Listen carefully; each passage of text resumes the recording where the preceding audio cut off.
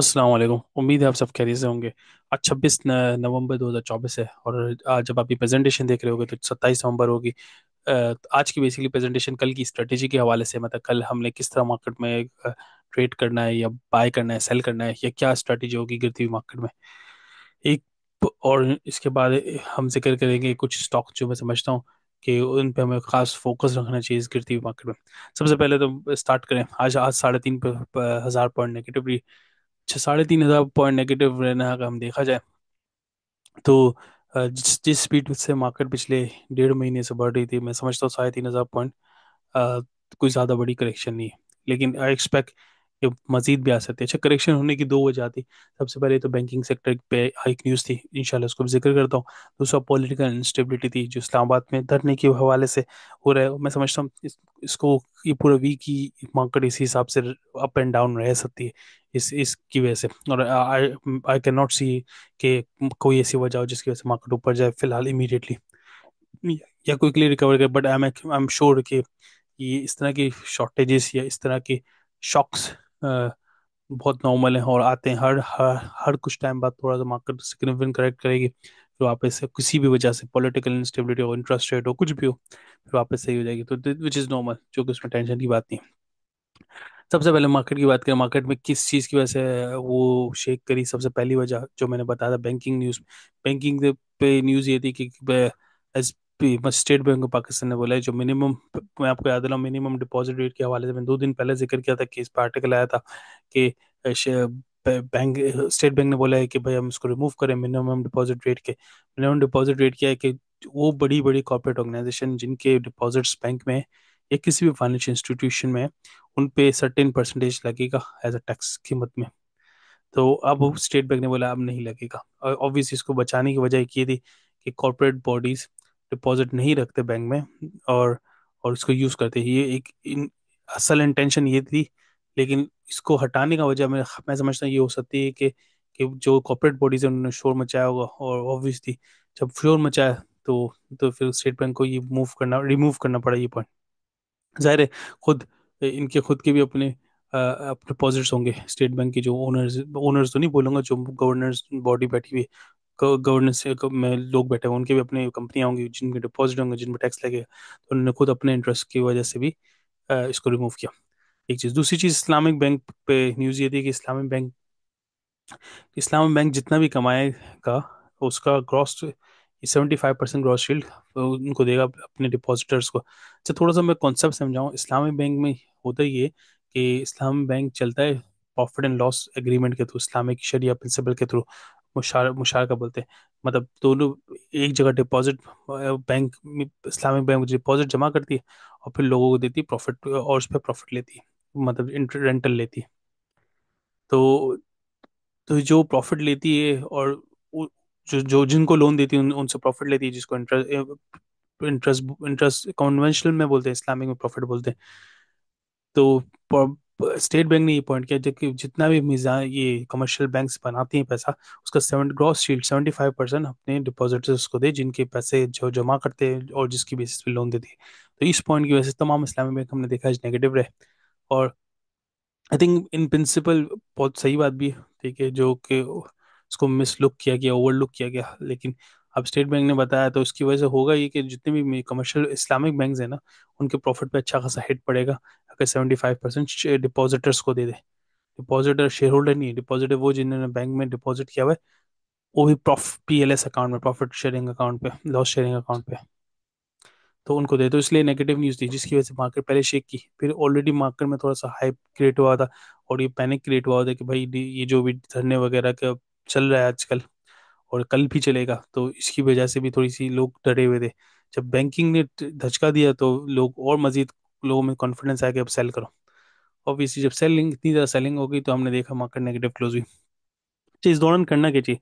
सबसे पहले तो मैं आपको याद दिलाऊं कि अगर आपके स्ट्रांग और बड़े शेयर्स हैं ना, तो आपको उसमें कोई टेंशन लेने की जरूरत नहीं। क्योंकि नेगेटिव न्यूज़ या नेगेटिव सेंटिमेंट की सबसे अच्छी बात ये, पॉजिटिव बात ये है कि भाई ये ज़्यादा दिन तक रहती नहीं है।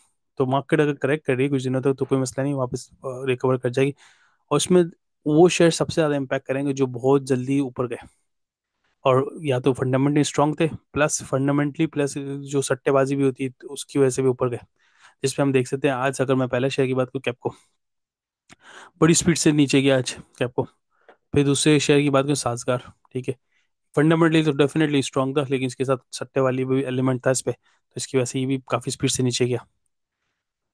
फिर इसके बाद हम देखें मीज़ान बैंक, नहीं इसके बाद में देखें एसएनजीबी, बड़ी स्पीड से ऊपर गया, वापस आज नीचे आया। टॉम सेल फंडामेंटली स्ट्रांग है, लेकिन सट्टेबाजी के बहुत एलिमेंट है, ये भी आज स्पीड से नीचे आया। एंग्रो फर्टिलाइजर में भी ये नीचे आया।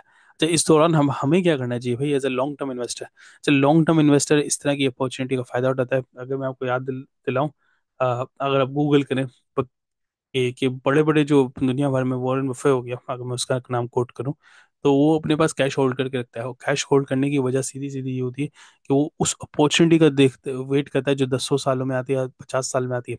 वो जैसे कि 2008 का क्राइसिस आया, कोविड 19 आया, वो लोग शेयर कैश होल्ड किए होते हैं, कैश रखते हैं ताकि ऐसी शेयर ऐसी अपॉर्चुनिटी कैश करें।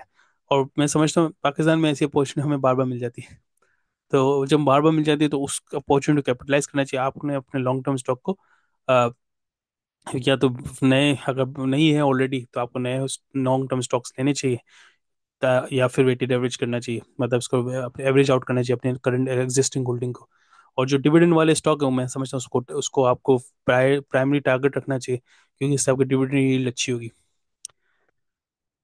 ठीक है, तो अब हम मिसाल के तौर पर, मुझे आज के दिन जो मैं समझता हूँ आने वाले दिनों में एक दो दिन मजीद करेक्ट करेगी मार्केट, तो मैं इन स्टॉक्स पर टारगेट रखूंगा, जिसमें Millat tractor is my best pick. मुझे लगता है इसकी डिविडेंड की कभी भी न्यूज़ आएगी तो it will be best pick. Second पे है हम पाकिस्तान ऑयल फील्ड, हम देखा 555 पे आज क्लोज हुआ।